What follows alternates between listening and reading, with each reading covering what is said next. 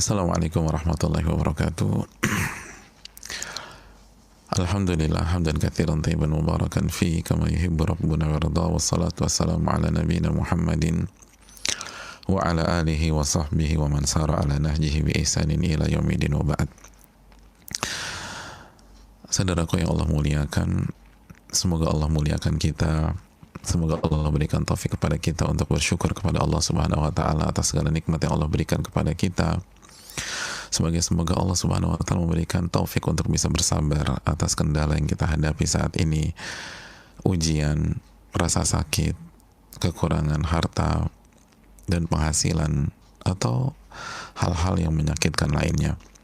Semoga Allah Subhanahu wa taala memberikan kita taufik untuk bisa istiqamah di atas tuntunan Nabi kita Sallallahu Alaihi Wasallam, dan semoga Allah memberikan ilmu yang bermanfaat dan melindungi kita dari ilmu yang tidak bermanfaat.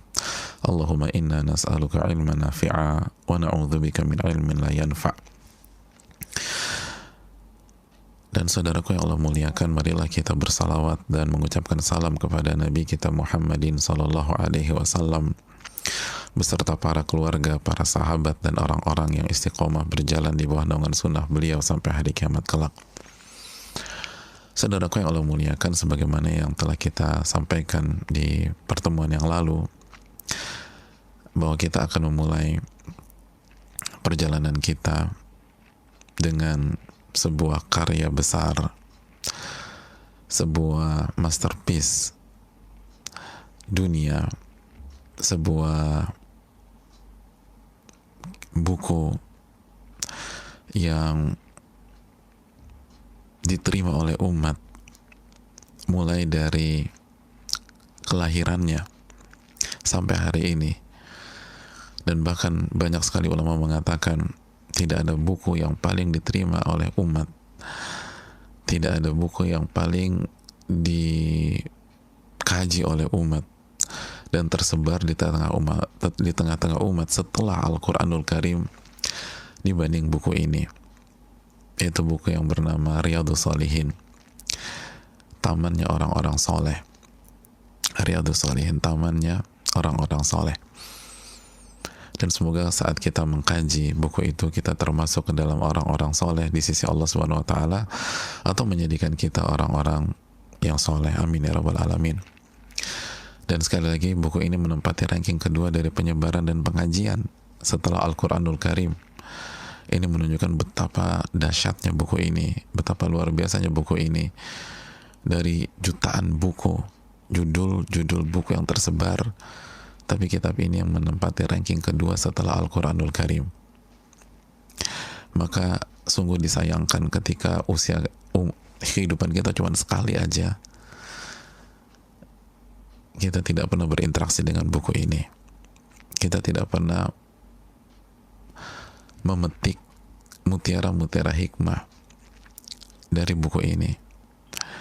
Dan yang sangat disayangkan terlebih lagi, banyak orang, jangankan buku ini, hidup cuma sekali aja dia nggak pernah berinteraksi dengan Al-Quranul Karim. Jadi jangankan yang ranking 2-nya, ranking 1-nya aja nggak pernah. Subhanallah. Maka bersyukurlah kepada Allah Subhanahu wa taala ketika kita diberikan kesempatan untuk bisa berinteraksi dengan Al-Quranul Karim, lalu setelah itu bisa berinteraksi dengan buku yang bernama Riyadhus Shalihin ini. Dan saudaraku yang semoga Allah muliakan, dari mana buku ini berasal? Dari mana buku ini berasal? Dan saudaraku yang Allah muliakan, buku ini berasal dan lahir dari seorang ulama besar, ulama yang diakui oleh dunia. Beliau bernama Al-Imam Yahya bin Sharaf bin Murri Abu Zakaria, atau yang biasa disebutkan dengan Al-Imam An-Nawawi rahimahullahu ta'ala. Yahya bin Sharaf bin Murri bin Hasan bin Hussein bin Muhammad bin Jum'ah bin Jizam bin Hizam Al-Hizami An-Nawawi Al-Hawari, Al-Hawrani, mohon maaf, Al-Hawrani Ad-Damashqi Asy-Syafi'i, atau yang biasa dikenal dengan nama Al-Imam An-Nawawi rahimahullahu ta'ala.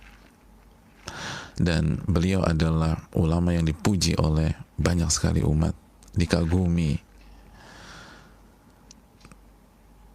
Rasanya terlalu banyak pujian-pujian dari umat kepada beliau untuk kita sebutkan satu demi satu. Cukuplah kita nukilkan sedikit pujian dari nama-nama besar seperti Al-Imam Al-Zahabi. Al-Imam Al-Zahabi mengatakan beliau ini Syekhul Islam, Al-Imam, Al-Qudwah, Al-Hafidh, Al-Zahid, Al-Abid, seorang imam besar dan teladan bagi kita semua. Al-Hafidh, Al-Zahid, orang yang zuhud, Al-Abid, dan rajin ibadah, Al-Faqih, dan pakar fikih yang sangat luar biasa, Al-Mujtahid Ar-Rabbani, beliau adalah mujtahid mutlak, makom tertinggi dalam ilmu fikih, level tertinggi dalam ilmu fikih, penulis buku-buku yang diterima oleh umat dari ujung dunia ke ujung dunia yang lain, kata beliau. Dan ini bukan hanya testimoni dari Al-Imam Al-Zahabi. Al-Imam Al-Yafi'i pun juga mengatakan beliau adalah Syekhul Islam, Muftil Anam, Al-Muhaddith, Al-Mutqin. Beliau adalah Syekhul Islam, syekhnya umat Islam, Muftil Anam, muftinya seluruh umat Islam, seluruh manusia. Terlepas apa madhabnya, itu muftinya itu Imam Nawawi. Subhanallah. Dan menariknya beliau katakan Al-Bahru Al-Mufid Al-Qarib Wal-Ba'id. Beliau itu lautan dan manfaatnya bisa dinikmati oleh orang-orang yang dekat dan orang-orang yang jauh. Subhanallah. Laut, tapi manfaatnya bisa dinikmati oleh orang-orang yang dekat dan orang-orang yang jauh. Laut seperti apa itu? Laut biasanya dinikmati oleh orang-orang yang dekat, anak-anak pantai itu menikmati laut tersebut.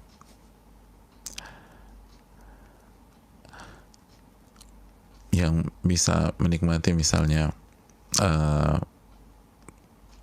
Labuan Bajo adalah orang-orang yang tinggal daerah sana. Yang bisa menikmati Raja Ampat adalah orang-orang yang tinggal sana atau yang pernah ke sana.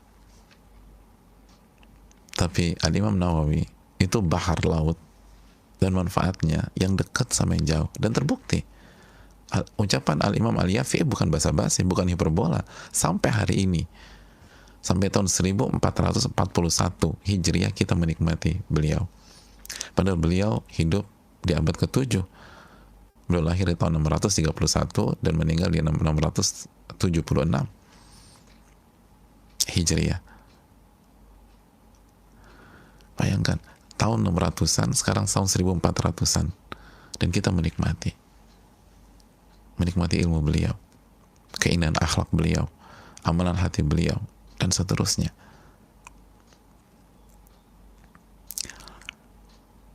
Alim besar, saudaraku, ulama yang berasal dari mazhab Syafi'i, salah satu fuqaha Syafi'iyah. Dan kita tahu Syafi'iyah adalah mazhab yang dipilih oleh mayoritas umat Islam di Indonesia. Dan ini tokoh besarnya mazhab Syafi'iyah dan layak dijadikan acuan, layak diambil fatwa-fatwanya. Bagaimana nggak layak? Kata Imam Yafi'i tadi, Muftil Anam, muftinya manusia. Dan Al-Imam Ibnu Katsir juga mengatakan Al-Imam Al-Allamah Syekhul Madhab, ini guru besarnya madhab Syafi'i. Oleh karena itu, hadirin yang Allah muliakan, kenapa kita perlu mengangkat keterangan para ulama tentang beliau? Karena sekali lagi, Islam, agama kita, itu selalu mengajak kita belajar dari yang terbaik. Belajar dari yang terbaik. Mulai dari generasi terbaik, was-sabiqunal awwalun minal muhajirin wal ansar, dan orang-orang yang pertama kali masuk Islam dari kalangan muhajirin dan ansar, walladzina taba'uhum bi ihsan, dan orang-orang yang mengikuti mereka dengan baik. Surat At-Taubah ayat 100, Allah mengatakan, dan yang pertama-tama kali masuk Islam dari kalangan muhajirin dan ansar, para sahabat, dan orang-orang yang mengikuti mereka dengan baik. Radhiyallahu anhum wa radu'an. Allah ridho kepada mereka dan mereka ridho kepada Allah. Ayat ini menjelaskan pujian dan ridho Allah terhadap orang-orang yang mengikuti para sahabat. Mengikuti para sahabat, muhajirin dan ansar. Makanya kan Allah katakan, coba dibuka atau ayat 100, walladzina taba'uhum bi ihsan, dan orang-orang yang mengikuti mereka dengan baik. Mengikuti siapa? Muhajirin dan ansar, para sahabat Nabi SAW. Kenapa mengikuti para sahabat diridhoi oleh Allah Subhanahu wa taala? Karena mereka lah manusia terbaik setelah Nabi dan Rasul. Sebagaimana keterangan langsung dari Nabi kita sallallahu alaihi wasallam, khairun nasi qarni, dalam hadis Bukhari, sebaik-baik manusia itu generasiku. Sebaik-baik manusia generasiku. Jadi Islamlah yang mendidik manusia untuk selalu belajar dari yang terbaik. Karena yang terbaik itu beda memang. Levelnya beda, kualitasnya beda. Cara berpikirnya berbeda. Konsepnya beda. Kalau konsepnya sama, nggak mungkin jadi yang terbaik. Kalau konsepnya sama, nggak mungkin belajar dari yang terbaik. Nggak mungkin menjadi yang terbaik, mohon maaf. Belajar dari yang terbaik. Belajar dari yang terbaik. Kenapa orang ingin masuk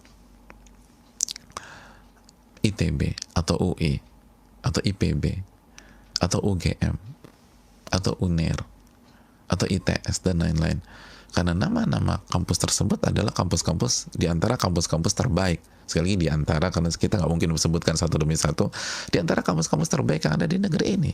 Maka wajar setiap anak SMA pengen masuk ke sekolah-sekolah tersebut. Itu fitrah manusia, itu logika. Kenapa orang pengen, kalau pengen itu pengen lebih, kalau di luar pengen lebih lagi, ingin belajar di Oxford misalnya, di Harvard misalnya, atau di Stanford misalnya, karena itu di antara kampus-kampus terbaik di dunia. Di antara kampus-kampus terbaik di dunia.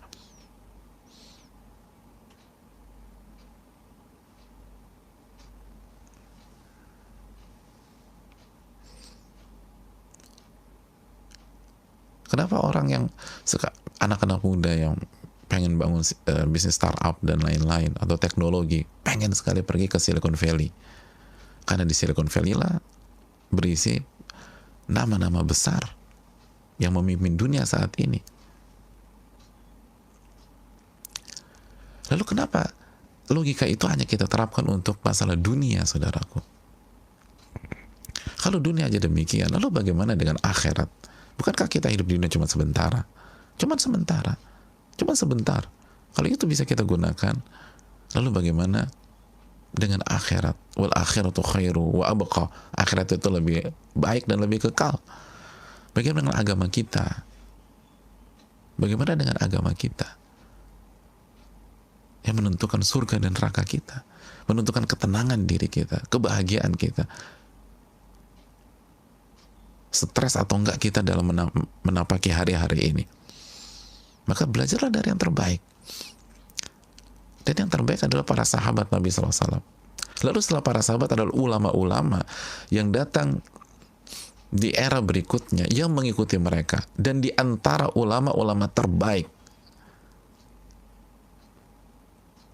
yang mengikuti jalannya para sahabat adalah Al-Imam An-Nawawi, sebagaimana dijelaskan muridnya sendiri, Al-Imam Ibnul Attar. Imam Nawawi itu komit mengikuti generasi terbaik. Dan ketika Al-Imam Nawawi komit mengikuti generasi terbaik, pasti tertuang di dalam karya-karyanya. Konsep itu,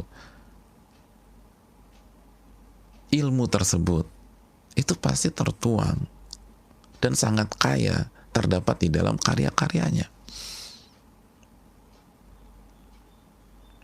Terdapat dalam karya-karyanya. Dan di antara karya emasnya adalah Riyadhus Shalihin. Itu kerangka berpikir yang benar. Dan itu yang dikatakan muridnya sendiri. Guruku ini, kata beliau, guruku ini itu komit mengikuti generasi terbaik. Komit mengikuti generasi terbaik. Oleh karena itu hadirin yang Allah muliakan, bagaimana kita mencamkan masalah ini? Bagaimana kita mencamkan masalah ini?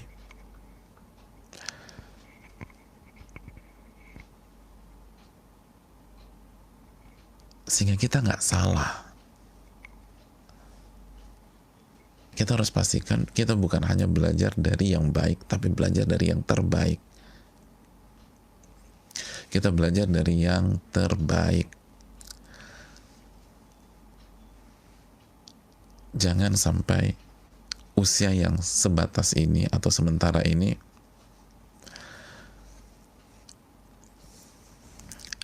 itu terbuang sia-sia. Hidup cuma sekali, saudaraku, dan cuma sebentar. Maka yang sebentar ini gunakan untuk belajar dari yang terbaik, dan diantaranya adalah Al-Imam An-Nawawi rahimahullahu ta'ala. Al-Imam An-Nawawi rahimahullahu ta'ala. Ini yang perlu kita camkan bersama-sama, karena itu yang diarahkan oleh para ulama kita, dan itu yang disampaikan oleh mereka. Sebagaimana dikatakan Al-Imam Ibnu Al-Attar, kata beliau, guruku ini sadikan fi kulli dzalika tariqatas salaf. Guruku itu menempuh jalan generasi terbaik, sahabat radhiyallahu ta'ala anhum, tabi'in, dan atba'ut tabi'in. Itu dikatakan dalam kitab Tuhfatul Talibin. Dan saudaraku, sebagaimana tadi sudah kita dengar apa yang dikatakan oleh Al-Imam Al-Zahabi, bahwa beliau ini imam. Al-Yafi'i, Al-Imam Yafi'i juga mengatakan Al-Bahrul Al-Mufid Al-Qarib Al-Ba'id. Beliau itu ibarat samudra yang memberikan manfaat kepada orang yang dekat dan orang yang jauh. Bahkan sampai kita menikmati karya beliau. Beliau sebagaimana kata Al-Imam Ibnu Katsir, Syekhul Madhab, guru besarnya madhab Syafi'iyah, Muftil Anam, muftinya atau mufti itu pemberi fatwanya seluruh manusia. Ini ulama yang sangat luar biasa, sangat luar biasa. Dan saudaraku yang Allah muliakan, dan hidupnya atau kehidupannya dan karyanya itu ajaib, jamaah, ajaib. Riyadhus Shalihin itu hanya satu dari karya beliau, dan memang salah satu yang paling terbaik dari segi penyebaran tentu saja, tapi itu baru satu. Kalau kita lihat bagaimana kehidupan beliau, waduh, gak masuk akal.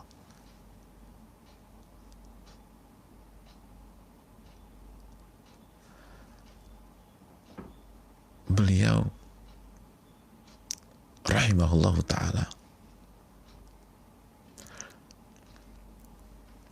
itu ulama atau sosok yang diberkahi oleh Allah subhanahu wa ta'ala.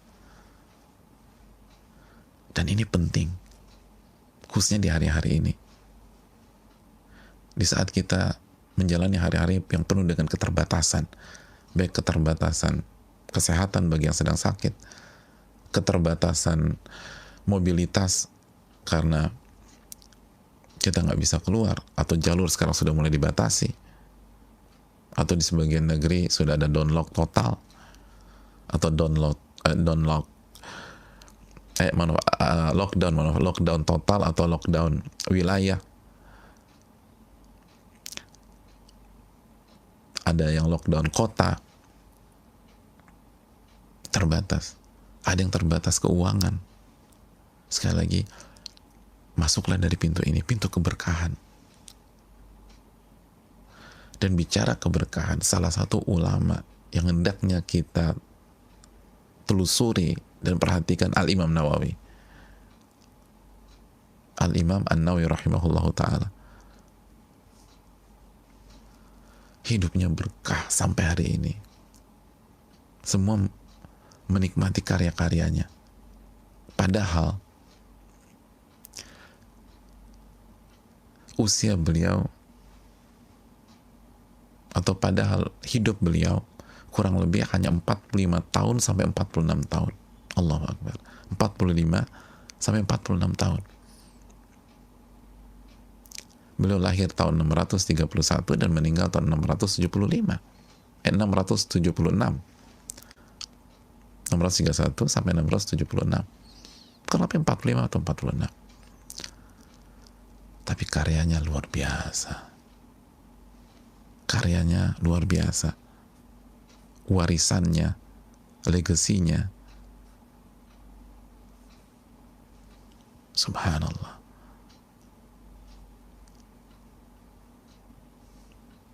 Sebagian ulama mengumpulkan, beliau mewariskan 60-an kitab, ada yang bilang 69. Bahkan ada sebagian ulama bilang sampai tembus 100.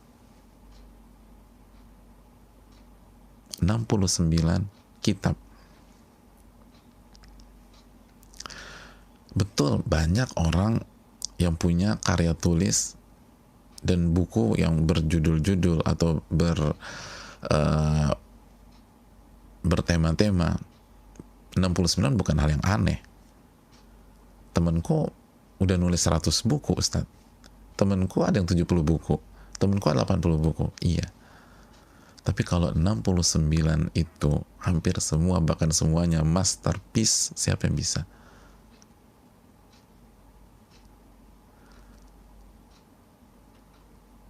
Kalau 69 itu semua spektakuler dan jadi rujukan dunia sampai hari ini. Kalau nggak semuanya, hampir semuanya. Siapa yang bisa demikian? Dan itu yang terjadi oleh beliau. Riyadhus Shalihin. Kalau beliau nggak punya karya, kecuali Riyadhus Shalihin, itu sudah cukup mengalahkan jutaan orang yang punya 50 judul buku, atau 100 judul buku, atau 500 judul buku, tapi nggak bermanfaat. Yang baca mungkin 100-an orang, atau cuma ribuan orang, terus cuma beberapa saat hilang. Tapi Riyadhus Shalihin, dari tahun 600-an sampai 1441 tersebar dan ranking 2 setelah Al-Quranul Karim. Ranking 2 hadirin, ranking 2. Itu kan luar biasa. Satu buku itu udah ngalahin. Benar, 69 itu biasa. Tapi kalau satu buku saja sudah mengalahkan semua buku, terus gimana yang lain? Belum lagi Arba'in Nawawiyah atau Arba'un Nawawiyah. Arba'in Nawawiyah banyak mengatakan itu salah satu buku dasar hadis terbaik di dunia.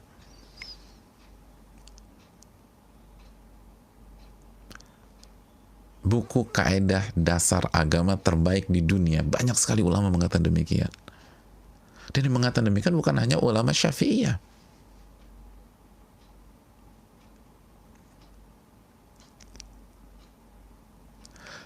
Saya sering dengar dari ulama-ulama Timur Tengah, Middle East hari ini, yang notabene Hanabilah, Hanbali, bukan Syafi'iyah, mengatakan bahwa guru-guru kami menasihati mempelajari Arba'in Nawawiyah, Arba'in Nawawiyah, Arba'in Nawawiyah lin Nawawi. Padahal Hanabilah, oh, diterima Arba'in Nawawiyah. Sudah hadirin, itu buku masterpiece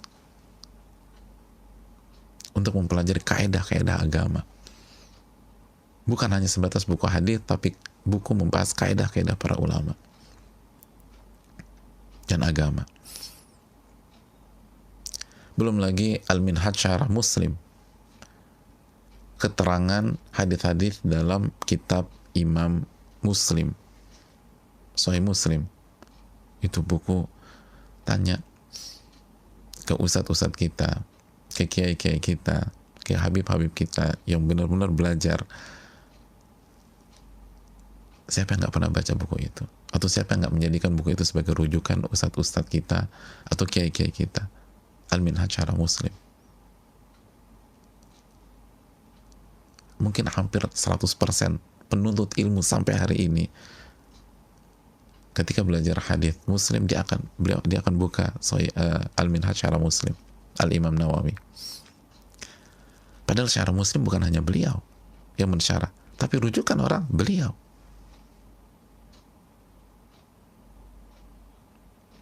Rujukan beliau. Hadirin yang Allah muliakan,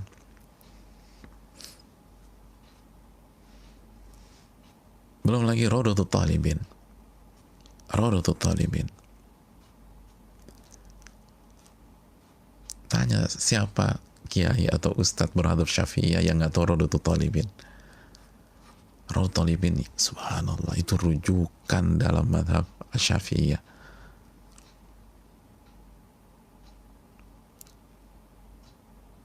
Itu satu buku, ada yang dicetak 9 jilid, ada yang mencetaknya 11 atau 12 jilid. Satu buku Rawdatul Talibin berapa judul? Satu, tapi 12 jilid atau 9 jilid.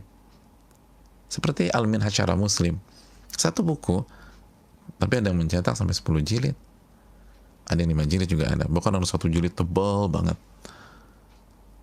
Satu buku, tapi berjilid-jilid.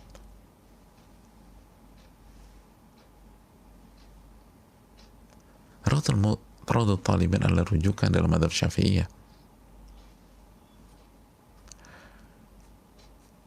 Belum lagi Al-Minhaj, ringkasan dari Al-Muharrarnya Ar-Rafi'i, itu juga rujukan dalam madhab Syafi'iyah. Dan yang paling fenomenal dalam ilmu fikih adalah Al-Majmu' Syarah Muhadzab. Al-Majmu' Syarah Muhadzab itu, saudaraku yang Allah muliakan, itu buku fikih menjelaskan sebuah kitab yang berjudul Al-Muhadzab karya Al-Imam Asy-Syirazi.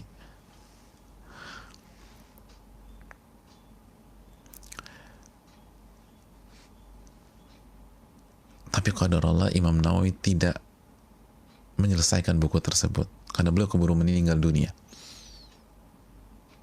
Beliau baru sampai di bab riba, lalu beliau wafat rahimahullahu ta'ala.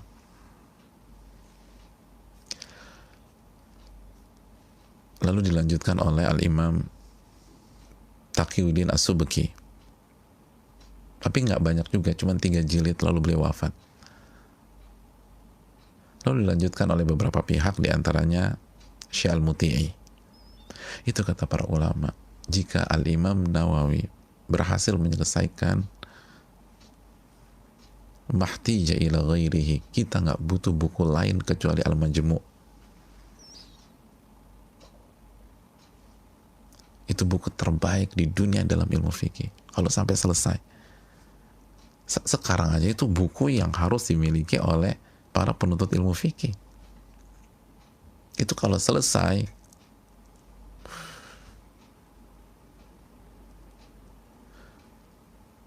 sebagian ulama mengatakan Anda nggak perlu baca buku-buku lain, itu aja baca Al-Imam Nawawi.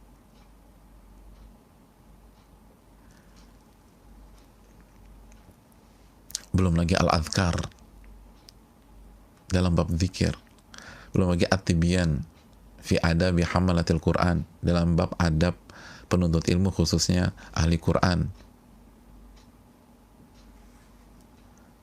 Dan masih sangat-sangat banyak sekali buku tersebut. Belum lagi buku Mukhtasar Adab al-Istisqa,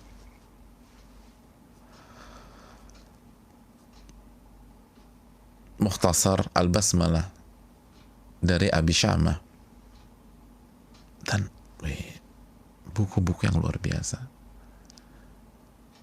Dan itu kata para ulama, jika karya beliau dihitung dari hari lahirnya, maka setiap hari itu beliau menulis kurang lebih 2 buku tulis Karasatain. Jadi kalau beliau mulai nulis dari beliau lahir, kan kita biasanya kalau lahir nangis ya, terus disusui. Kalau beliau udah mulai nulis tuh, begitu lahir langsung nulis. Itu setiap hari 2 buku, 2 buku, 2 buku, 2 buku.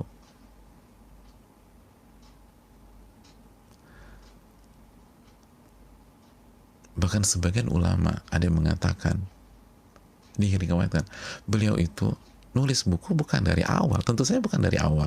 Mana ada orang bayi hari pertama langsung nulis buku? Gak ada.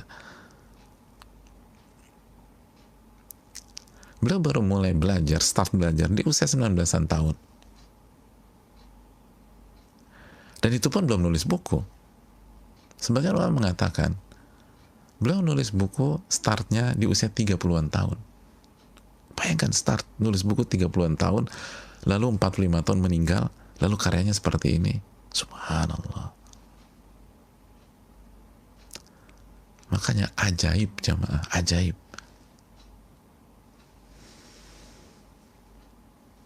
Ajaib.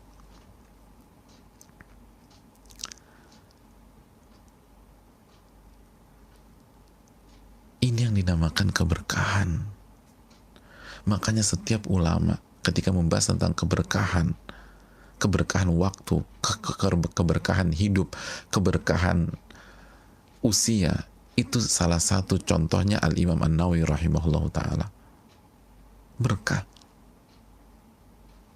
Berkah. Hampir semua mengatakan demikian. Dijelaskan Syekh Abdul Qayyim Al-Khudair dan para ulama, ilmunya, waktunya berkah, hidupnya berkah.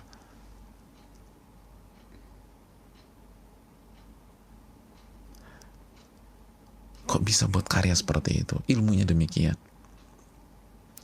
Al-Imam Al-Zahabi ketika menjelaskan biografi atau menjelaskan Imam Nawawi mengatakan sosok ini sabar dalam menjalani kerasnya hidup. Sabar. Jadi poinnya adalah hidupnya keras. Hidupnya keras. Oleh karena itu kita yang hari ini sedang ada kesulitan hidup, sedang menghadapi kerasnya kehidupan dengan kondisi pandemi, dengan kondisi semua terbatasi, ada yang di PHK, ada yang dirumahkan, omset jatuh, sakit. Jangan lemah, jangan down.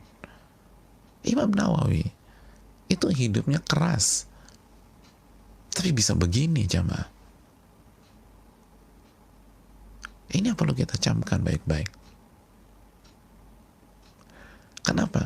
Karena berkah. Makanya kondisi sulit begini, masuklah dari pintu keberkahan. Kita mau masuk dari pintu mana lagi? Sulit. Pintu usaha, hampir semua usaha turun hari ini. Pintu aktivitas dan mobilitas susah melakukan gerakan. Apalagi misalnya di Jakarta mulai kemarin, udah susah. Dan kita yakin ini untuk kebaikan kita semua, tapi untuk mobilitas jadi terhambat. Bahkan naik mobil aja dibatasi penumpangnya. Susah. Ini harus masuk dari pintu keberkahan.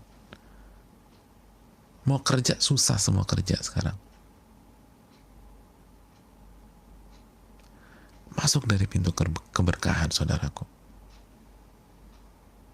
Itu Imam Nawawi. Nah pertanyaan, kok beliau bisa berkah? Dari mana asal keberkahan beliau tersebut? Kok bisa dapat ini, dapat itu? Dalam kesulitan atau dalam kerasnya kehidupan. Keras loh. Sebagian mengatakan beliau itu di beberapa fase kehidupannya itu makan cuma sekali. Imam Nawawi rahimahullah makan cuma sekali. Dalam riwayat yang lain dijelaskan sebagian ulama, beliau tuh kalau makan cuman roti yang keras sama buah tin.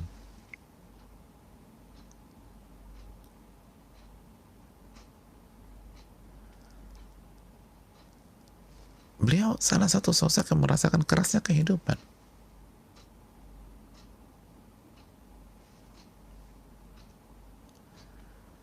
Makanya kan dalam cerita kan ketika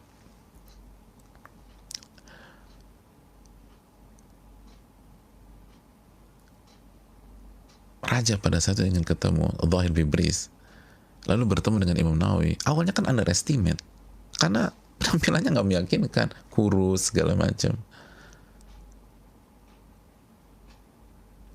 Oh tapi nggak bisa disetir jamaah, punya izzah. Kenapa? Berkah hidupnya. Kita yang lagi kesulitan, paling nggak kita masih bisa makan banyak hal. Imam Nawawi satu sekali, ada yang sekarang susah nih, tapi masih ada yang makan 2 kali, bahkan masih ada yang makan 3 kali.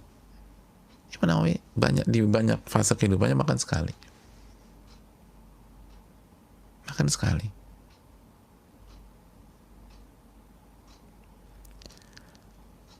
Ini yang perlu kita camkan. Nah, mengetahui cerita tentang beliau ini salah satu cara kita mengangkat moral kita, semangat kita, agar kita nggak terpuruk. Kita harus bangkit dengan meminta pertolongan kepada Allah. Kuncinya keberkahan. Itu karya-karya itu beliau hasilkan dengan taufik Allah, bukan dengan kehidupan yang serba mewah dan lapang, enggak. Itu yang dikatakan Imam Zahabi, kehidupan keras, bukan mewah, kehidupan keras.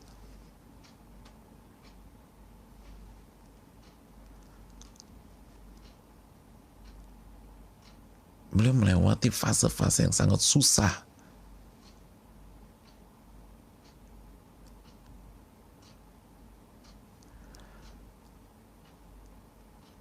Tapi beliau berhasil dengan taufik Allah membuka pintu keberkahan. Allah berkahi, subhanallah.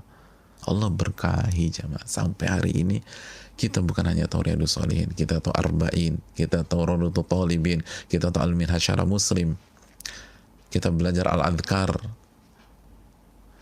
kita mengkaji At-Tibyan fi Adabi Hamalatil Quran, dan buku-buku beliau lainnya. Hadirin yang Allah muliakan,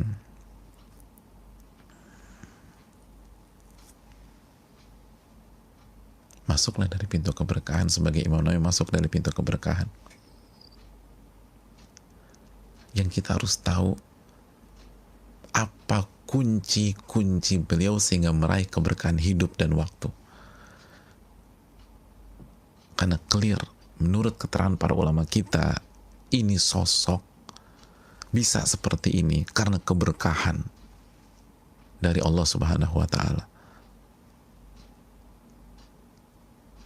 Sebagaimana saya sebutkan, dijelaskan oleh Syekh Abdul Karim Al-Khudair dan para ulama yang lain.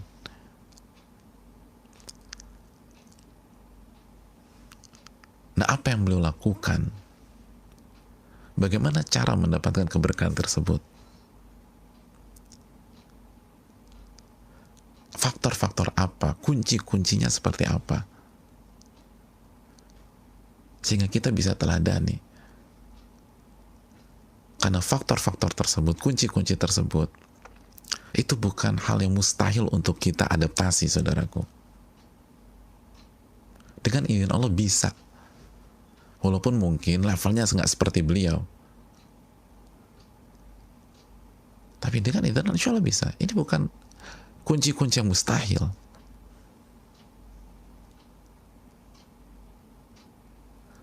Dan gak harus bayar. nggak keluar uang banyak, dalam arti kan beliaunya sendiri aja, kata Imam Dhahabi, sabar dalam kehidupan yang keras.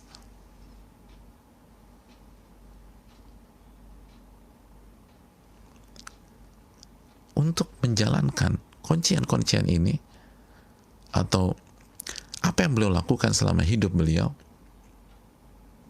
ini sangat cocok untuk kita di kondisi-kondisi seperti ini. Kalau misalnya, iya tapi bayar dulu 100 juta, ya banyak dari kita tutup buku, udah nggak bisa deh. Memang saya efektif, tapi saya nggak punya uang 100 juta. Ini nggak ada 100 juta. Ini Anda nggak harus bayar 50 juta. Ini free. Dan beliau terapkan.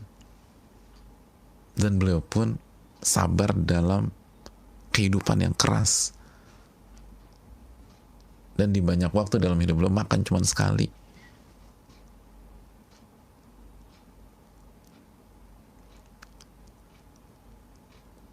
Apa yang beliau lakukan? Dan apa kunci-kunci keberkahan tersebut? Insya Allah kita akan bahas di pertemuan berikutnya biidnillahi ta'ala. Ini yang bisa disampaikan, semoga bermanfaat. Kita akan bahas apa yang beliau lakukan dan rahasia dari keberkahan beliau, insya Allah di pertemuan yang akan datang. Dan langsung diceritakan oleh para ulama kita, khususnya murid-murid beliau seperti Al-Imam Ibn Al-Attar rahimahumullahu ta'ala, atau yang beliau ceritakan langsung seperti apa yang beliau lakukan. Subhanakallahumma wa bihamdika, la ilaha illa anta, astaghfiruka wa atubu ilaik. Assalamualaikum warahmatullahi wabarakatuh.